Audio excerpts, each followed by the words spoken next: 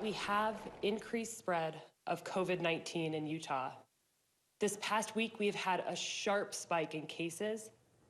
That's state epidemiologist Dr. Angela Dunn saying that the Department of Health is not recommending anyone in the state move into that green phase. But the Public Health and Economic Emergency Commission says the data that they are seeing is good enough to move into a smart green risk phase. Those two perspectives now heading to Governor Gary Herbert's desk, where he will be facing with this tough decision. Keep yellow and ride this whole spike out, or go green and potentially suffer some bigger spread. As news specialist Jed Bull shows us, that decision must be made before the end of the week. The smart green phase is a modified yellow phase and certainly not a return to pre-pandemic conditions. That phase would allow nearly every business in the state to reopen as long as they have a safety plan. But the state epidemiologist says it's still too soon.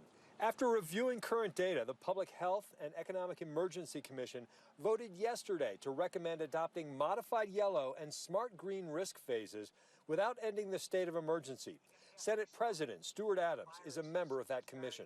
We need to be respectful of the virus, so we need to continue social distancing and sanitizing and doing all those things we've been taught. The state's hospitals have not been overwhelmed, and Utah's death rate is relatively low, he points out. So the commission thinks most Utahns can move to lower risk guidelines, with the exception of people in high risk categories who should remain in the red phase. We need to protect people's health and allow our economy to continue to function. And if we protect that medically frail population, we can do both. The commission believes the state can react to hotspots as needed, but the state epidemiologist says the recent spike in COVID-19 cases will likely lead to increased hospitalizations next week. Based on the data we have seen in the past week, we don't recommend any jurisdiction in the state going to green. Setting up a difficult decision for Governor Herbert. Both of those recommendations go to the governor's office, and he'll determine what policy he wants to set forth. In a statement, the governor's office tells me they will review the recommendations as they work to identify the best path forward to keep Utahns safe and informed. I think we have worries about going forward. We have worries about not going forward. The current public health orders are slated to expire Friday, so it's quite likely that we'll hear from the governor before then.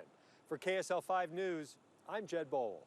Jed, thank you. And while much of the state looks towards green, Salt Lake City, Mexican Hat, and Bluff all remain in the orange phase. No word yet on when they will make the move to yellow.